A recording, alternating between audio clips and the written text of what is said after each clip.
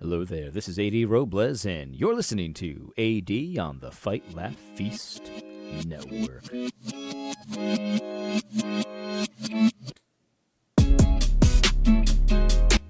All right, I just flipped a coin, and it was going to be just a coin flip, 50-50 chance. My son's learning about percentages and odds and stuff like that. And heads, it's going to be a good show. Tails, it was not. And I'm happy to say it was a heads. Anyway, so let's get started today. But before we begin, let me just say this. If you have not considered doing so, please consider becoming a Fight, Laugh, Feast Network club member. Use the show code ROBLES. That is ROBLES. Use the show code ROBLES. That is ROBLES to let the boys in Moscow know that you appreciate the AD Robles show on the Fight, Laugh, Feast Network. I appreciate it. We definitely could use your support. And I always say this, we want to continue making this channel and this network as good as it possibly can be.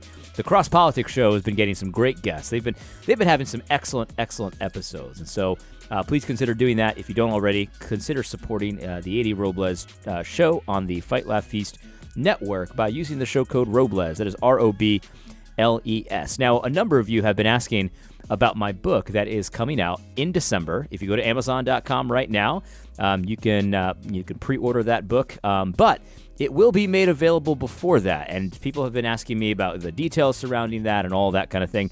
I don't have all the details yet, so stay tuned for that. But if you already pre-ordered it in the initial campaign, you'll definitely have it much sooner than that, probably by this summer. Or maybe even earlier than that. We'll see. It all depends on printing and all that kind of stuff. So you guys will get it quick, and also there'll be a digital release that'll be earlier and all kinds of things like that.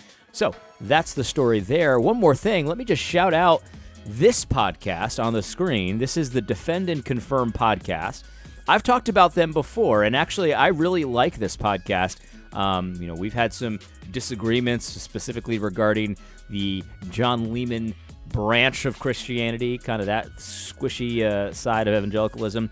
We've had some pretty big disagreements there. But in general, I think these guys are worth listening to. There's no question about it. And this episode in particular, I saw it premiered yesterday, and I was super excited to watch it. I haven't had a chance to yet because I had a bunch of meetings yesterday, but I'm planning on watching this today. It's episode 56, What is Christian Nationalism? And I'm willing to bet that they're going to do a good job with it. In fact, somebody emailed me and said that I should listen to it and that they did do a decent job. And I have no doubt that they will. These guys seem like solid guys. They seem like they're sharp guys. And I think probably a little too winsome for my taste, but sometimes winsomeness is not a bad thing. So, but yeah, give it a watch. Defend and Confirm podcast. This only has 100 views in a day. That is criminal, guys. I like this podcast. This is a worthwhile podcast, in my opinion. So give them some love. I'm going to go ahead and like this video before I've even watched it and all of that kind of thing. So let's jump into the topic today. I saw a Gab by George Bruno. And if you don't follow George Bruno on Gab, I highly recommend that you follow him. He always has very insightful things to say about just life in general. I find him to be very, very interesting. So I recommend it. George Bruno on Gab. And here's what he said, speaking about just sort of our time that we live in right now. He said this. He said, more people have been awakened in the past year than any other time in American history. And on the other hand, more people have been lulled into blind obedience than at any time in American history. And I thought that was a very, very good way of putting it. And I've noticed this same phenomenon that it's like there's a lot of people that are starting to see, the reality of where we're at, the reality of the steady diet of propaganda that we're fed, the lies, the amount of living in upside down, morality, upside down terms that we're doing right now. It's not sustainable, and people are waking up left and right. I get emails almost every day with people saying, man, have you seen this? Like, this is just so crazy. I can't even. And people are really like, they don't really know what to do with all this information. The fact that they are constantly lied to all the time. They're constantly gaslit, made to feel like they're crazy when they're not. and all of this kind of stuff. Do you remember when there was that Capitol insurrection and Russell Moore got his, I was just quivering with fear and rage, and he's just like all crazy. And it's like, and then you see in the newspapers like, oh, look at the wreckage. They're cleaning up the wreckage, and it was just like some old Asian guy cleaning up water bottles. There were some empty water bottles on the floor of the Capitol, but that was the wreckage, you see. And people are noticing that, yeah, they just lie all the time. That's what they do. They just lie all the time. And so I've noticed a lot of people kind of questioning, okay, so they lie to us all the time now. So when did this start? Like, when did they start lying? And people are looking back in history and saying, okay, what about 9/11? Well, what about this or that, or World War II, or Russia? You know, what about the creation of Israel as a nation state? Okay, let's go back a little further. What about World War I? Like where did the lying start? Right now, obviously, we understand as believers that the lying started with Satan. You know, Satan is the father of lies, which means that's where it originated, of course, but also he was the first person to tell a lie. You know, he was the first person to dupe humanity into living in the upside down and all of that kind of stuff. And so we understand that lying has always been around, but it certainly seems like the intensity of propaganda, you know, certainly had a starting point, and people are trying to figure where is that starting point. You go back to like the kings of Europe and stuff like that, and then you just got to wonder what have I been taught that's true? It's probably easier to look into that. Like what have I been taught that's actually true? It's probably less of that than the lies, and so people are just kind of waking up to the reality that they just don't. And I say they, everyone kind of knows who I mean by they, the powers that be. They don't have my best interests in mind. And lots of things that people have been told are conspiracy theories are coming out, and they're 100% true.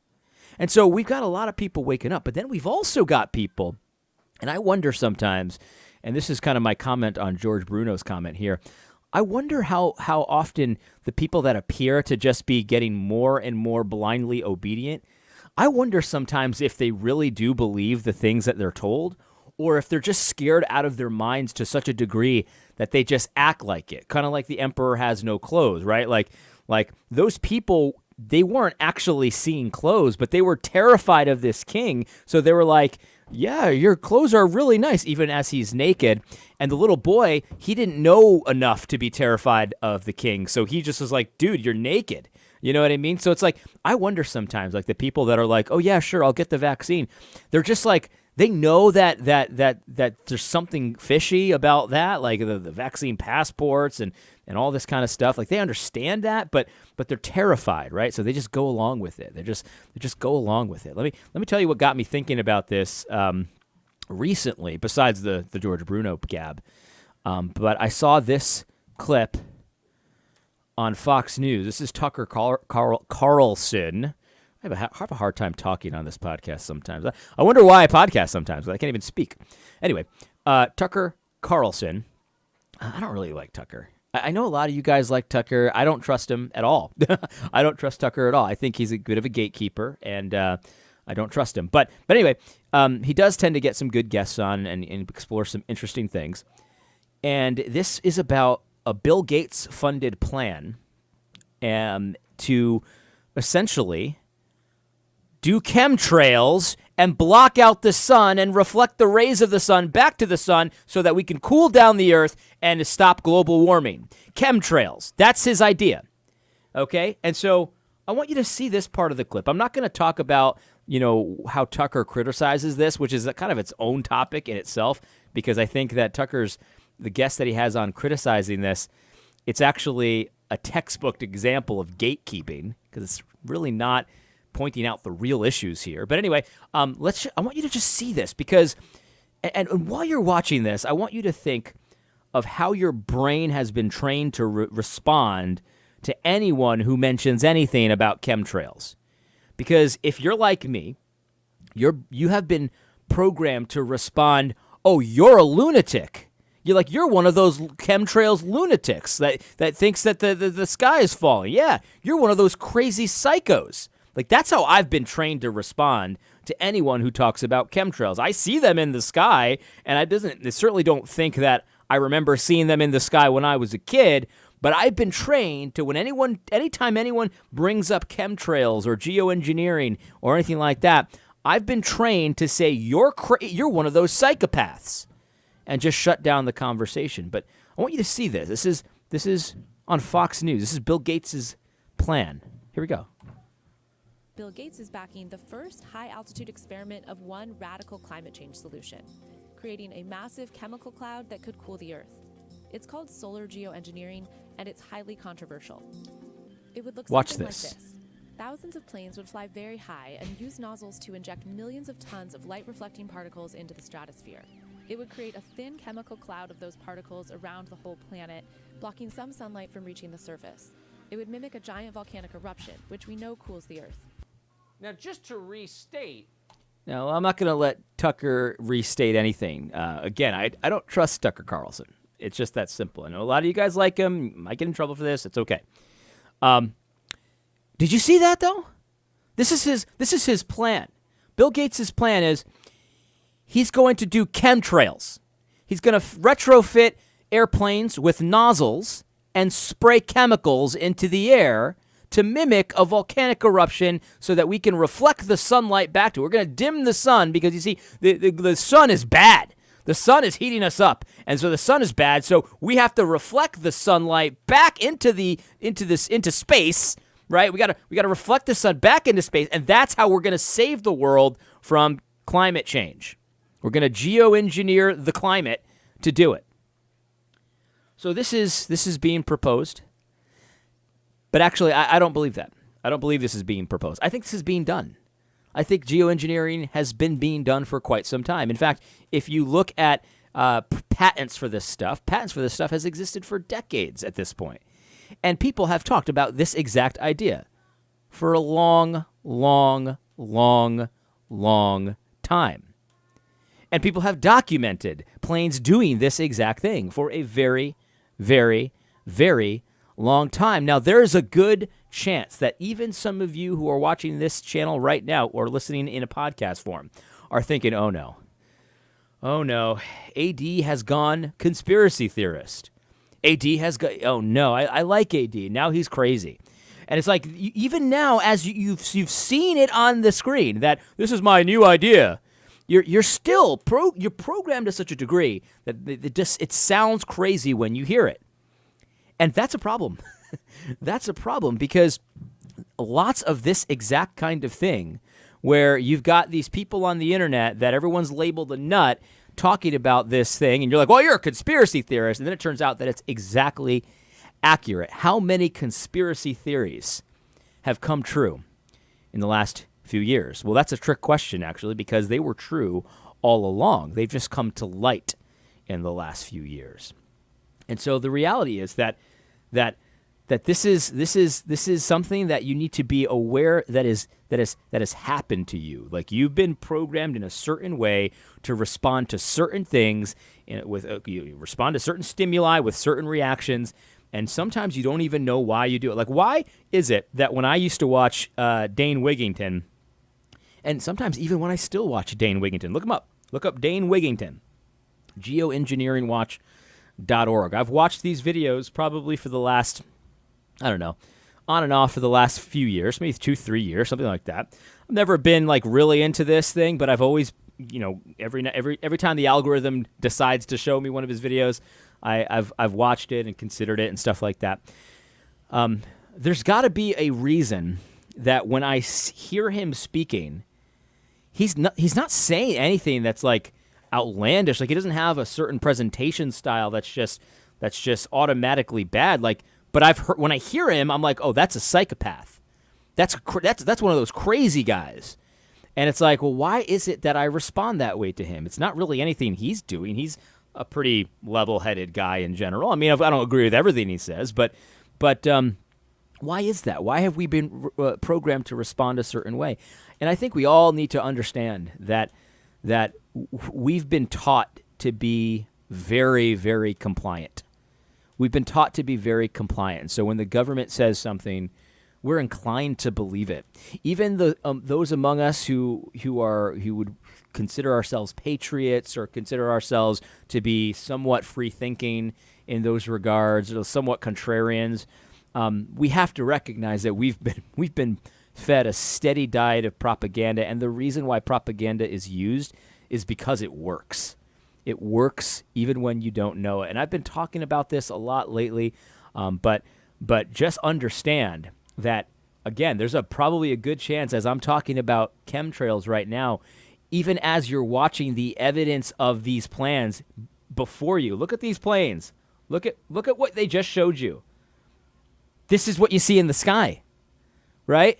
This is what you've been programmed to think, oh, those are crazy people who believe that. Here it is on Fox News. And this is just a report from CNBC, right? This is what they want to do. And we can see with our own eyes that this is done. Even as you see it, you're thinking, wow, AD's gone crazy. So here's my point. This is the whole point of this, right?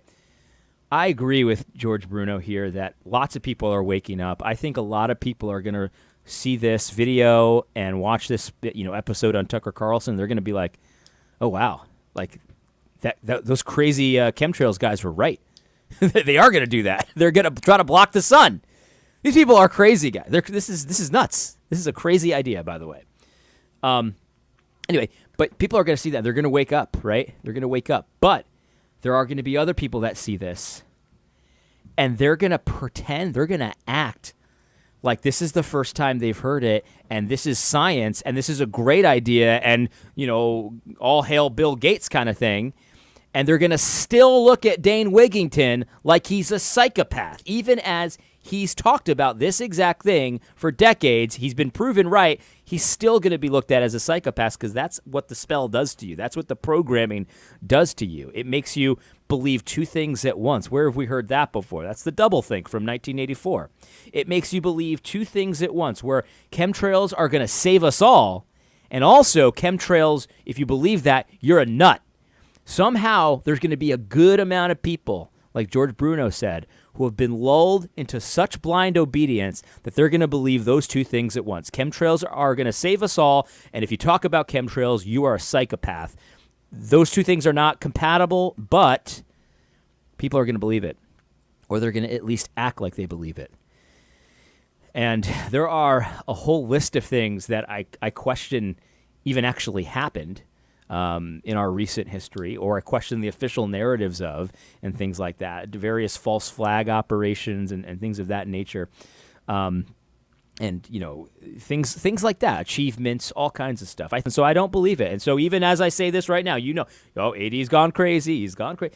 But here's the point, right? Not everyone is going to be as awakened to what has gone on as you are. And so my whole point to this episode is those people who are acting like they're just blindly obedient, like they can watch this and say, oh, yes, chemtrails are going to stop climate change, and then also say chemtrails are crazy. Like, have mercy on those people. You know what I mean? Have some sympathy for those people. Don't get all angry. Don't get all upset, because we all understand that the programming has been laid on thick, right? And the things that we do understand, I mean, there's a lot of things that people just believe that as Christians, we are free from those kinds of false beliefs. Like, we understand as Christians that God created the world, right? We understand that God created the world. The Spirit of God was hovering over the face of the deep. We understand that he said, let there be light, and there was light. We understand that God created the animals and the creeping things and the fish, swarms of the sea. We understand he created the land, the dry land. We understand he created the heavens and the earth. We understand he created the greater light to rule the day, the lesser light to rule the night, and also the stars. We understand all of this. He set that all in its place.